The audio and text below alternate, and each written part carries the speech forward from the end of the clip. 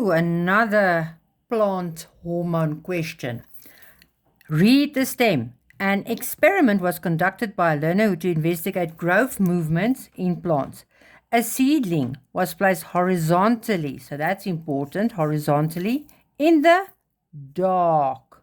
So now you know phototropism is out. There's no light here, so we cannot talk about phototropism here. As shown in the diagram A. There it is.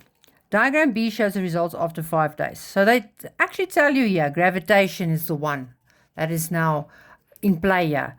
It's a dark room, so there won't be any phototropism, no light. Okay. Give the term for movement of a part of a plant in response to a stimulus. Now it's a stimulus. It's not gravity or light. So tropism. It's just tropism. Okay. You don't have to talk about phototropism or anything like that. Which plant growth hormone stimulates the growth of movement shown in diagram B? People, auxins. We know most now. The moment the stems bend up or down or whatever and the root goes up and down, it's auxins. Give any other two functions of the hormone mentioned in this question here. Well, what does auxins do?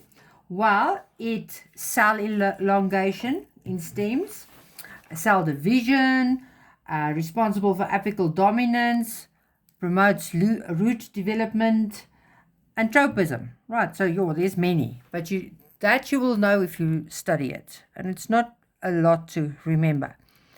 Does the accumulation of the hormone mentioned in question, this one, auxins, inhibit or promote cell elongation in the growing tip of a stem?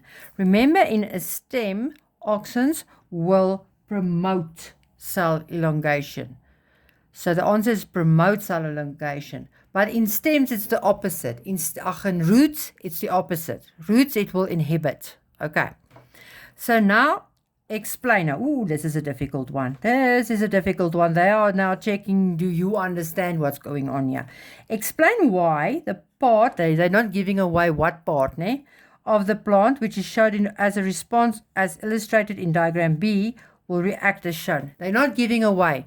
Is this a stem or a root? They want you to figure out that part. That's what's making it difficult.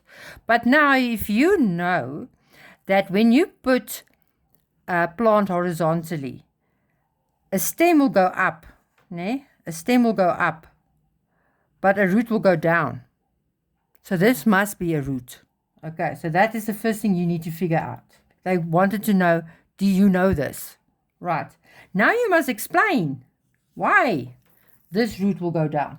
So you have to talk about gravity. You have to say that the auxins will now accumulate, or there will be a high concentration of auxins on the lower part of the root.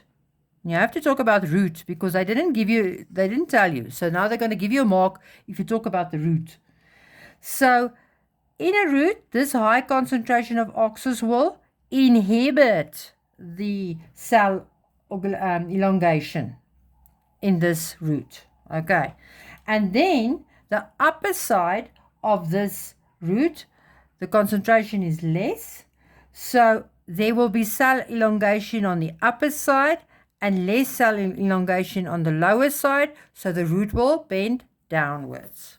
All right, so this one, they wanted to catch you out. This is a let's catch you out question because they're not giving you anything. They want you to figure it out yourself.